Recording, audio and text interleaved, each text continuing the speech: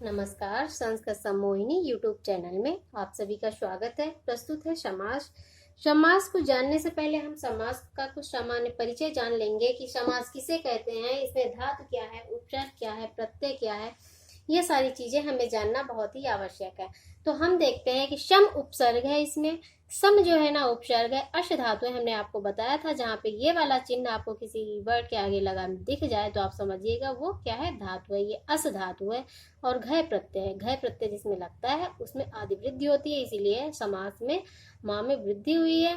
तो ये समास हो गया। ये यहाँ पे दीर्घ नहीं है। आप आ देखेंगे तो ये दीर्घ आपको लगेगा, ये दीर्घ नहीं है, ये आ है। ठीक है। और आ जो है ना ये वृद्धि हुई है, तो ये समास हुआ है। इसकी परिभाषा देखते हैं। संस्कृत में हमने एक दो लाइनें दे दी हैं। ऐसा नहीं है कि आपको याद ही करना है, आप हिंदी में याद करो, लेकिन आपको जानना चाहिए कि आखिर इसकी परिभाषा संस्कृत में क्या है। चूंकि हम संस्कृत के समास पढ़ रहे हैं तो हमें ये जानना बहुत ही आवश्यक है कि इसकी परिभाषा क्या है, इसमें सूत्र क्या है। तो एक दो मैंने सूत्र दे दिए हैं जिससे आप लोगों को कठिनाई ना हो। मैंने कुछ ज्यादा सूत्र नहीं दिए हैं, फिर भी मैंने इसलिए दिया है कि आपको कहीं ना कहीं कुछ न कुछ ज्ञान इसका होना ही चाहिए, क्योंकि आपने समास पढ़ा है, आपने संस्कृत का समास पढ़ा है, तो आपको थोड़ा बहुत ज्ञान सूत्रों का भी होना चाहिए। इसलिए मैंने एक दो परिभाषाएं, कुछ सूत्र दे दिए हैं। आप देखिए कि अनेक पदानाम एक पदी भवनम समासा, मतलब अनेक पदानाम, अनेक पदों का एक पदी भवनम, एक पद हो जाना ही समास कहलाता है। ठीक है। अर्थात अनेक पदों का एक पद हो जाना समास कहलाता है। इसकी दूसरी परिभाषा है शम शनम समासा, अर्थात संक्षेपीकरण को समास कहते हैं। किसी चीज का सिमट जाना, किसी चीज का इकट्ठा होना जाना, संक्षेप में कहना, किसी बड़ी सी विस्तार पूर्वक बात का, किसी 4-6 पेज की बात का। आप जैसे कोई कहानी पढ़ते हो, आप 2 घंटे की मूवी देखते हो, आप यही ले लो कि आप कोई पिक्चर देखते हो, 2-2.5 घंटे की होती है, 3 घंटे की होती है, और आपसे कोई पूछता है हाँ भाई मूवी देखे, उसमें क्या देखे, तो आप उस पिक्चर को मिनिमम 5 मिनट में बता देते हो। तो वो क्या होता है, वो संक्षेपीकरण है। इसी प्रकार से दो या दो से अधिक पदों का मिल जाना ही, संक्षेप हो जाना ही, मतलब सिमट जाना ही संक्षेपीकरण है। वो आपकी पिक्चर जो थी वो 3 घंटे की पिक्चर 2 मिनट में आपने बता दी, और ये 3 से 4 पद या 2 पद का मिल जाना, इकट्ठा हो जाना, ये संक्षेप है। इसको हम समास कहते हैं व्याकरण प्रक्रिया की दृष्टि से। ठीक है। तो आगे देखते हैं। जब दो या दो से अधिक पदों में प्रयुक्त विभक्ति 7 होती हैं, प्रथमा द्वितीय तृतीय चतुर्थी पंचमी षष्ठी सप्तमी। ठीक है। और समुच्चय बोधक च को हटाकर एक पद बनाना, जैसे राज्ञः पुरुषः। राज्ञः में ये जो राजा शब्द है, राजन शब्द है मूल प्रातिपदिक, उसमें राज्ञः षष्ठी विभक्ति एक वचन का है, पुरुषः राज एक वचन का है, प्रथमा एक वचन का, राजा का पुरुष। तो इसमें विभक्ति गायब हो गई है, हो गया है राज्ञः पुरुषः। राज्ञः पुरुषः का बन गया है राज पुरुषः, मतलब राजा का पुरुष। इसी प्रकार से आगे है गायने कुशला। ये गायने में मतलब गायने कुशला, गायन में कुशल, खाना बनाने में कुशल। ठीक है। या आजकल मोबाइल आप लोग ज्यादा चलाते हैं तो मोबाइल चलाने में कुशल। तो मैं कहाँ का चिन्ह है, मेरा कहने का मतलब ये है कि मैं ये चिन्ह कहाँ का है। हमने पढ़ा था कारक प्रकरण में, हमने जाना था कि प्रथमा कर्ता ने द्वितीय कर्म को तृतीय करण से चतुर्थी संप्रदान के लिए पंचमी अपादान अलगाव के अर्थ में, षष्ठी संबंध बताता है काकी के, रारी रे, नानी ने, और सप्तमी बताता है मैं पर। तो गायन में कुशल। ठीक है। गायने कुशला, गायन में कुशल, गायन कुशला हो जाएगा। तो इसमें पदों में विभक्ति का लोप हुआ है, पदों में विभक्ति का लोप हुआ है। जैसे सीता चा रामश्चा, सीता रामो, यहाँ पे समुच्चय बोधक च का लोप हुआ है, में समुच्चय बोधक च का लोप हुआ है। ऐसे ही विद्या एव धनम यस्य सह, विद्या ही एक धन है जिसका, अर्थात वो विद्यार्थी ही होगा जिसका विद्या धन है एक। ठीक है। तो यहाँ पे बहुव्रीहि समास है और ये पद बना विद्याधना, तो पद में कुछ पदों का लोप हो गया, ये समास बन गया है। ठीक है। तो यहाँ पे कुछ पदों का लोप हो गया है। आप लोग देख सकते हैं कि इसमें कौन कौन सा पद लोप हुआ है। ठीक है। इसी प्रक्रिया में हम देखते हैं कि समास, अक्सर हम कहते हैं मुझे समास पढ़ना है, ऐसा नहीं कहते, मतलब मुझे समास पढ़ना है, बल्कि उसके साथ हम कहते हैं मुझे समास विग्रह पढ़ना है। तो विग्रह किसे कहते हैं, विग्रह को जानना है हमें कि आखिर विग्रह कहते किसे। तो विग्रह कहते हैं वृत्त्यर्थावबोधकम वाक्यम विग्रह। वृत्त्यर्थावबोधकम वाक्यम विग्रह। आप लोग इसको 2-4 बार ऐसे मेरे साथ पढ़ेंगे। वृत्त्यर्थावबोधकम वाक्यम विग्रह। वृत्त्यर्थावबोधकम वाक्यम विग्रह। वृत्त्यर्थावबोधकम वाक्यम विग्रह। ठीक है। समास वृत्ति के अर्थ का बोध कराने के लिए जो वाक्य, समास वृत्ति का बोध कराने के लिए जो वाक्य होता है उसे विग्रह कहते हैं। जैसे पीतांबरा, ठीक है, इस समासिक पद का अर्थ बताने के लिए ही, जैसे पीतांबरा इस समासिक पद का अर्थ बताने के लिए जैसे विग्रह करते हैं हम। विग्रह क्यों करते हैं, क्योंकि किसी चीज को तोड़ के हम क्यों समझते हैं, क्यों हम उसका विच्छेद करते हैं, जिससे वो अच्छे से समझ में आ जाए। पीतांबरा, पीतांबरा को हम विच्छेद करेंगे तो होगा, विग्रह करेंगे पीतम अंबरम यस्य सा। पीला है अंबर, पीला है वस्त्र जिसका, अर्थात भगवान कृष्ण। यह जो वाक्य है यही विग्रह कहलाता है। जो पीतम अंबरम यस्य सा है यही विग्रह कहलाता है। देखते हैं समास विग्रह जो है ना वो 2 प्रकार का होता है। एक तो लौकिक होता है और दूसरा अलौकिक होता है। एक तो लौकिक होता है, दूसरा अलौकिक होता है। लौकिक का मतलब है लोक को, मतलब समाज को, मतलब हम लोगों को, आप लोगों को समझने के लायक, समझने लायक विग्रह को लौकिक विग्रह कहते हैं। मतलब आम लोगों को, हम लोगों को समझने के, जो विग्रह हम लोगों की समझ में आ जाए कि आखिर ये क्या कह रहा है, हम लोग उसको मतलब छोटे छोटे पदों में समझ के उसको जो है ना उसका विच्छेद करके समझ लें तो वो क्या है, वो लौकिक विग्रह है। जैसे दशरथ पुत्र, ये सामासिक पद है, मतलब कोई इकट्ठी चीज है, बहुत बड़ी चीज है, तो इसका हम विग्रह करेंगे दशरथस्य पुत्र। मतलब दशरथस्य, ये षष्ठी विभक्ति एक वचन का है, हम देखेंगे शब्द रूप। तो जैसे रामस्य बनता है वैसे ही दशरथस्य है, दशरथस्य पुत्र मतलब दशरथ का पुत्र। ये हुआ लौकिक विग्रह। अलौकिक विग्रह क्या है, जो व्याकरण शास्त्र की प्रक्रिया में, जो व्याकरण में प्रयोग होता है, व्याकरण शास्त्र की प्रक्रिया में, मतलब किसी शब्द की सिद्धि के लिए जो प्रयोग करते हैं उसको दर्शाने हेतु, तो अर्थात शास्त्रीय प्रक्रिया, मतलब हम दशरथ शब्द की सिद्धि करेंगे जब, तो प्रक्रिया, तब हमें ये अलौकिक विग्रह की जरूरत होती है। तो शास्त्रीय प्रक्रिया के लिए विग्रह होता है, उसे अलौकिक विग्रह कहते हैं। जैसे दशरथ गश पुत्र प्लस सु, ये जो है ना ये व्याकरण शास्त्र की प्रक्रिया में है। इसमें कई सूत्र आएंगे, गश का भी लोप होगा, फिर सु का भी होगा, फिर इसमें और प्रत्यय जुड़ेंगे, फिर वो भी लोप होंगे, फिर कुछ और जुड़ के बनेगा। ठीक है, तो ये व्याकरण शास्त्र की प्रक्रिया हुई, शब्द बना दशरथ पुत्र। ठीक है, उम्मीद है आप लोगों को समझ में आ रहा होगा। तो हमने देखा कि विग्रह किसे कहते हैं। फिर विग्रह के बाद में हमने कहा था कि जो समास बन जाता है उसमें समस्त पद, उसको जो एक पद होता है उसको हम समस्त पद कहते हैं समास की प्रक्रिया में। तो समस्त पद क्या होता है, मतलब समास होने पर जो पद शब्द बनता है उसे हम समस्त पद या सामासिक पद कहते हैं। जैसे अधिगोपम, अधिगोपम जो है ना ये अव्ययीभाव का शब्द है। चंद्रशेखरा, चंद्रशेखरा बहुव्रीहि समास का है। त्रिभुवन, रामकृष्ण, रामकृष्ण आएगा हमारा द्वंद्व समास में, त्रिभुवन आएगा हमारा द्विगु समास में। तो समास के भेद हैं। लघु सिद्धांत कौमुदी, आपको जानना चाहिए ये कि मतलब कौन कौन सी किताबें हैं व्याकरण शास्त्र की प्रक्रिया में और उनके लेखक कौन है। तो लघु सिद्धांत कौमुदी के लेखक वरदराज ने समास के 5 भेद बताए हैं। जैसे समासः पंचधा उन्होंने कहा है, लेकिन समास के प्रमुख रूप से 6 भेद हैं। अव्ययीभाव समास, तत्पुरुष, अव्ययीभाव समास, तत्पुरुष समास, कर्मधारय समास, द्विगु समास है, द्वंद्व समास है और बहुव्रीहि समास है। ठीक है, नोट, मतलब कुछ चीजें इंपॉर्टेंट है वो आपको जानना चाहिए कि भट्टोज दीक्षित जो लघु सिद्धांत कौमुदी थी वो वरदराज की थी। जो भट्टोज दीक्षित की लघु सिद्धांत कौमुदी है, उन्होंने अपनी लघु सिद्धांत कौमुदी में तत्पुरुष का भेद कर्मधारय और कर्मधारय का भेद द्विगु समास बताते हैं। अतः इनके अनुसार समास के 4 भेद होते हैं।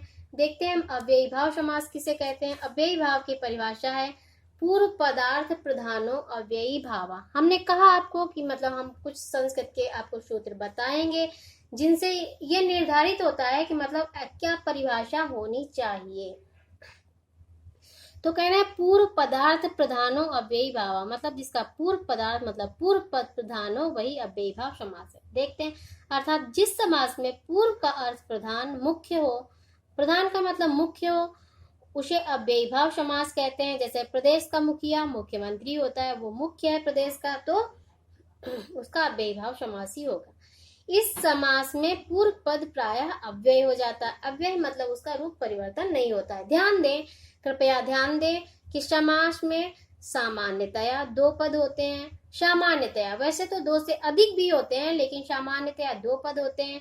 इनमें पहले आने वाला पद अव्यय पद बन जाता है तथा नपुंसकलिंग एक वचन में प्रयोग किया जाता है। हम लोग इस बात का ध्यान रखेंगे कि समास में अव्ययी भाव समास जो है वो प्रायः नपुंसकलिंग एक वचन में ही प्रयोग होता है।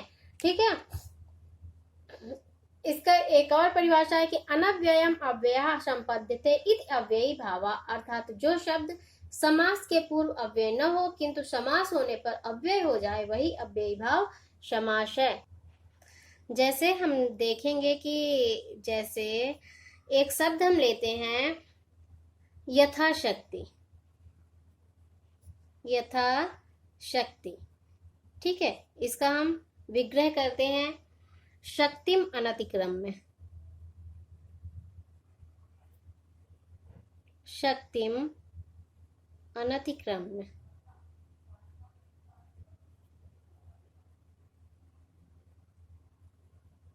ठीक है, तो यहाँ पे यह जो शक्ति है ना, ये अव्यय पद है। ठीक है, अब हुआ, पहले अव्यय नहीं था, ये यथा जो है ये अव्यय है, और इसने शक्तिम, शक्तिम जो पहले अव्यय नहीं था लेकिन ये अव्यय हो गया, इसका हम बनाते हैं समास, ये बनेगा यथा शक्ति।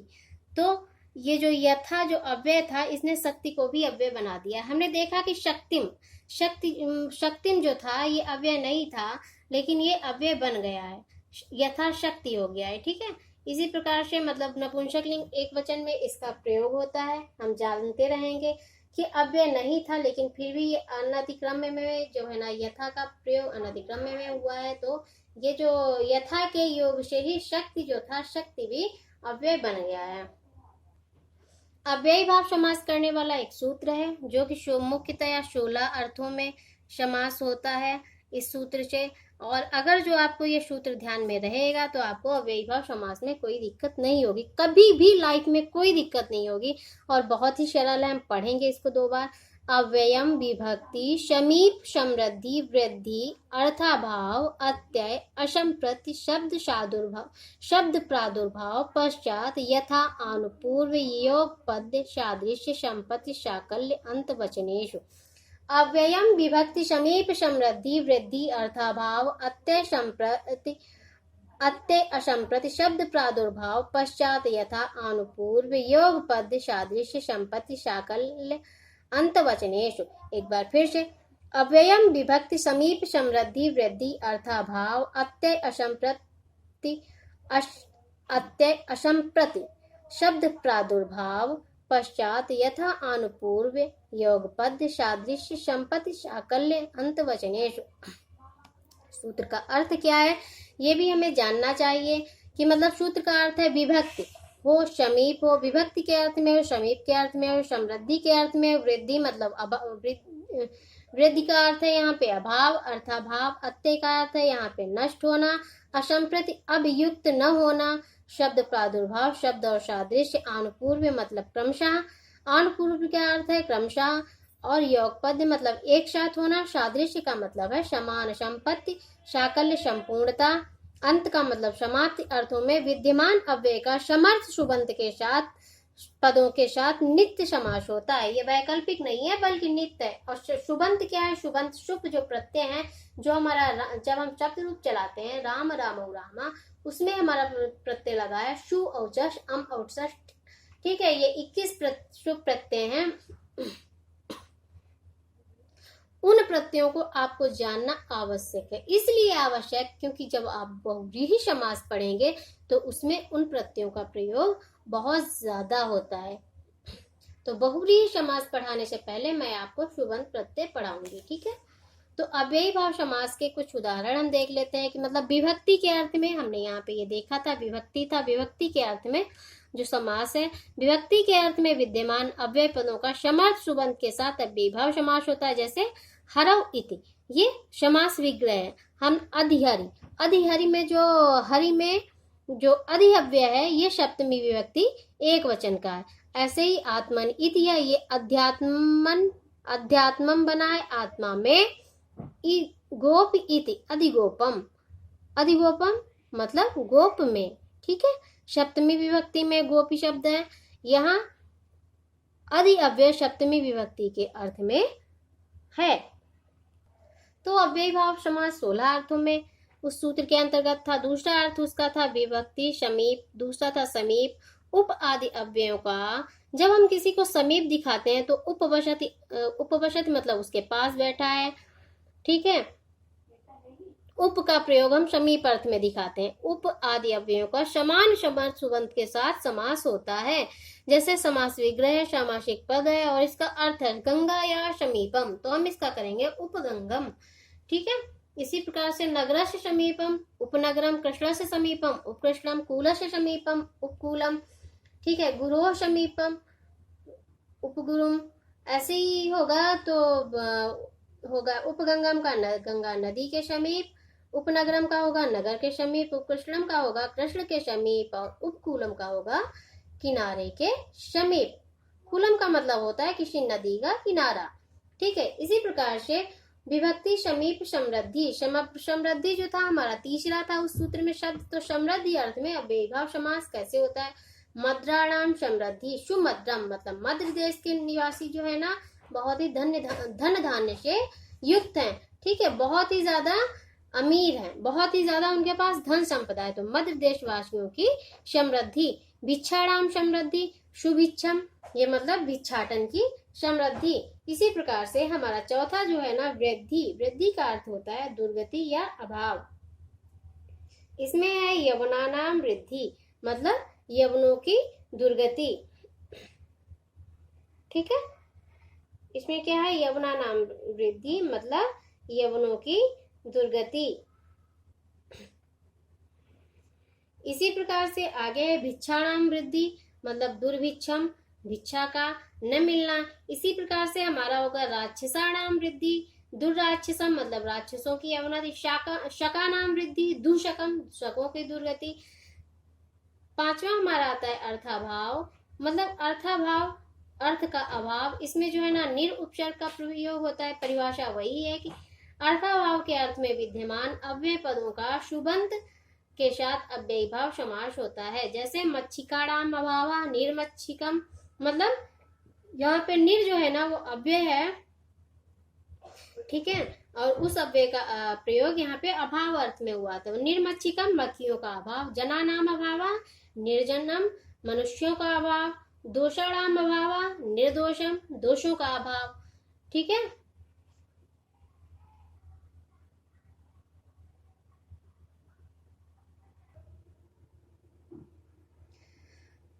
अर्थाभाव एक बार फिर से देख लेते हैं। अर्थाभाव, अर्थाभाव में निरुपसर्ग है। मच्छिकाणाम अभावा मतलब निर्मच्छिकम मक्खियों का अभाव, जनानाम अभावा निर्जनम मनुष्यों का अभाव, दोषाणाम अभावा निर्दोषम दोषों का अभाव। इसी प्रकार से होगा विघ्नानाम अभावा निर्विघ्नम विघ्नों का अभाव। तो यहाँ पे हम देखते हैं कि निर आदि अव्ययों का मच्छिका आदि समर्थ सुबंधों के साथ अव्ययी भाव समास हुआ है। अतः अगला हम देखते हैं अत्यय। अत्यय का मतलब होता है ध्वंस या नाश। इसकी परिभाषा यही है कि अत्यय के अर्थ में विद्यमान अव्यय पदों का समर्थ सुबंत के साथ अव्ययी भाव समास होता है। जैसे अत्यय हिमस्य अत्ययम, हिमस्य अत्यय अतिहिमम मतलब हिम का नाश, रोगस्य अत्यय अतिरोगम रोग का नाश। इसी प्रकार से होगा शीतस्य अत्यय मतलब अतिशीतम शीतलता का नाश, ठीक है। तो यहाँ पे हम देखते हैं कि अति इस अव्यय पद का अर्थ है अत्यय अर्थात नाश। अति, अति जो है ना इस अव्यय पद का अर्थ है नाश, ठीक है। इसी प्रकार से असंप्रति है। असंप्रति का अर्थ होता है अनौचित्य। परिभाषा वही है कि असंप्रति के अर्थ में विद्यमान अव्यय पदों का समर्थ सुबंत के साथ अव्ययी भाव समास होता है। जैसे निद्रा संप्रति न युज्यते अति निद्रम, इस समय नींद उचित नहीं है। इसी प्रकार से स्वप्न संप्रति न युज्यते अति स्वप्नम, इस समय स्वप्न उचित नहीं है। इसी प्रकार से आगे है इसी में कि कंबलम संप्रति न युज्यते, इस समय कम्बल उचित नहीं है। तो आपने यह देखा कि यहाँ पे जो है ना अति, यह अव्यय असंप्रति अर्थ में आया है, अनौचित्य अर्थ में आया है। ठीक है, यहाँ पे जो अति अव्यय है ये अनौचित्य अर्थ में आया है, अर्थात इसका अव्ययी भाव समास हुआ है। इसी प्रकार से हम आगे देखते हैं कि 8वां शब्द है शब्द प्रादुर्भाव। हमने जो सूत्र पढ़ा था हम उसी से ये शब्द ले रहे हैं। शब्द प्रादुर्भाव का मतलब है शब्द का प्रकाश। तो ये समास विग्रह आएगा, ये सामासिक पद आएगा और ये उसका अर्थ आएगा। तो हर शब्द से प्रकाशा, हर शब्द से प्रकाशा जो है ना शब्द प्रादुर्भाव का शब्द है, और शब्द से प्रकाशा का मतलब है शब्द का प्रकाश। तो इसका जो है ना ये सामासिक पद बनेगा हर शब्द से प्रकाशा का इतिहरि। ठीक है, इसका बनेगा इतिहरि। इतिहरि मतलब हर शब्द का प्रकट होना। इसी में आगे देखते हैं कि विष्णु शब्द से प्रकाशा, हरि शब्द से प्रकाशा, विष्णु शब्द से प्रकाशा मतलब इति विष्णु हो जाएगा, विष्णु शब्द का प्रकट होना। इसे पाणिनि शब्द से प्रकाशा, इति पाणिनि हो जाएगा, पाणिनि शब्द का प्रकाशित होना। ज्ञान शब्द से प्रकाशा, इति ज्ञानम हो जाएगा, ज्ञान शब्द का प्रकट होना। इसी प्रकार से अब आते हैं पश्चात। पश्चात जो है ना उसी सूत्र से 9वां शब्द है। तो इसकी परिभाषा वही है कि पश्चात का मतलब होता है पीछे के अर्थ में विद्यमान अव्यय पदों का समर्थ सुबंत के साथ अव्ययी भाव समास होता है। मैंने परिभाषा बार बार नहीं लिखी है, 2 बार लिख दी है, आप लोग देख लीजिएगा, शब्द जोड़ते जाइएगा, परिभाषा वही है। ठीक है, तो विष्णोः पश्चात, विष्णोः पश्चात का समास होगा अनुविष्णु। अनुविष्णु मतलब विष्णु के पीछे। रामस्य पश्चात अनुरामम मतलब राम के पीछे। शिष्यस्य पश्चात मतलब अनुशिष्यम, शिष्य के पीछे। गोपालस्य पश्चात अनुगोपालम, गोपाल के पीछे। इसी प्रकार से यथा, यथा के अर्थ में समास। तो यथा के 4 अर्थ होते हैं समास प्रक्रिया की दशा में। इसकी परिभाषा क्या रहेगी कि यथा के अर्थ में विद्यमान अव्यय पदों का समर्थ सुबंत के साथ अव्ययी भाव समास होता है। यथा के 4 अर्थ होते हैं। एक तो होता है योग्यता, लायक या अनुकूलता, दूसरा होता है वीप्सा या दूर आना, तीसरा है पदार्थानतिवृत्ति या पदार्थों की सीमा के बाहर नहीं जाना, और चौथा है सादृश्यता। तो योग्यता के अर्थ में हम देखते हैं रूपस्य योग्यम अनुरूपम, रूप के योग्य, गुणस्य योग्यम अनुगुणम, गुण के योग्य। ठीक है, और वीप्सा में जो है ना वीप्सा का अर्थ है दूर आना, अच्छम अच्छम प्रति प्रत्यक्षम प्रत्यक्ष। ठीक है, ऐसे ही होगा एकम एकम प्रति प्रत्येकम मतलब प्रत्येक, ग्रहम ग्रहम प्रति तो प्रतिगृहम घर घर, दिनम दिनम प्रति प्रतिदिनम प्रतिदिन हो जाएगा, अर्थम अर्थम प्रति प्रत्यर्थम प्रत्येक अर्थ मतलब दूर आना है कुल मिला के। जैसे छात्रम छात्रम प्रति प्रत्येक छात्र, प्रति छात्रम, दिशम दिशम प्रति प्रत्येक दिशा, प्रति दिशम। ऐसे आगे है जो ना पदार्थानतिवृत्ति, पदार्थानतिवृत्ति में आएगा कि शक्तिम अनतिक्रम्य मतलब यथाशक्ति, शक्ति के अनुसार। ऐसे ये बलम अनतिकृत में अति यथा बलम मतलब बल के अनुसार। समय अनतिक्रम में यथा समय मतलब समय के अनुसार। बुद्धि अनतिक्रम में यथा बुद्धि, बुद्धि के अनुसार। इसी प्रकार से सादृश्यता चौथा अर्थ है यथा में मतलब हरे सादृश्यम, शहरि हरि की समानता, रूपस्य सादृश्यम स्वरूपम होगा रूप की समानता। कुछ शब्द इसमें लिखे नहीं है, मैं अपनी तरफ से बता रही हूँ, ऐसे ही आप लोग सुन लीजिएगा, आपको याद रहेगा कि अगर जो शब्द आ भी जाएंगे तो आपको याद रहेगा कि हाँ ये समास में था। ठीक है, इसी क्रम में समास आता है कि आन पूर्व। आन पूर्व का मतलब होता है क्रम। जैसे ज्येष्ठस्य आन पूर्वेण मतलब अनुज्येष्ठम ज्येष्ठता के क्रम में, वर्णस्य आन पूर्वेण अनुवर्णम वर्ण के क्रम में।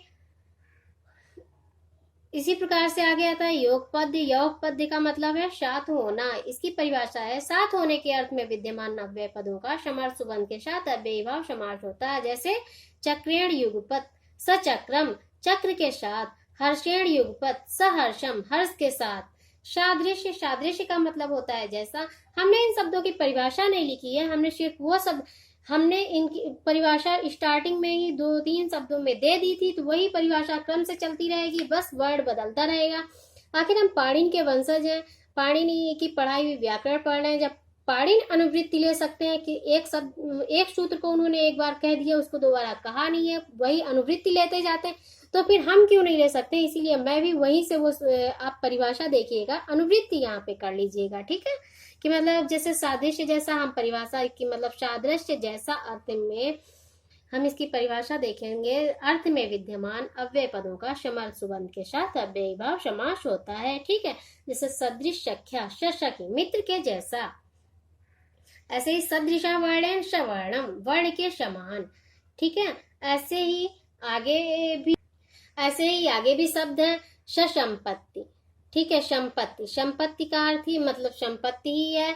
तो छत्राणाम संपत्ति, सछत्रम मतलब राजाओं की संपत्ति, ठीक है। इसी प्रकार से साकल्य मतलब संपूर्णता के अर्थ में है, कि संपूर्णता के अर्थ में विद्यमान अव्यय पदों का समर्थ सुबंध के साथ अव्ययी भाव समास होता है। जैसे तृणम अपि, अपरित्यज्य, शतृणम मतलब शतृणम तिनके को भी छोड़े बिना, मतलब सब कुछ खा जाता है, तिनका भी नहीं छोड़ता है। ऐसे ही अंतवचन जो था, अंतवचन का मतलब होता है तक के अर्थ में अव्यय पदों का समर्थ सुबंध के साथ अव्ययी भाव समास होता है। जैसे अग्नि ग्रंथ पर्यंतम, इसका होगा शाग्नि मतलब अग्नि ग्रंथ की समाप्ति तक पढ़ता है। जैसे बाल कांड पर्यंतम, बाल कांडम बाल कांड की समाप्ति तक पढ़ता है, ठीक है। यह 16 अर्थों में हमारा अव्ययी भाव समास हो गया है। चूंकि वीडियो लंबा हो रहा है, तो अव्ययी भाव समास में जो थोड़े बहुत पद बचे हैं उनको मैं अगले वीडियो में दे दूंगी। थैंक यू, धन्यवाद। आज के लिए इतना ही।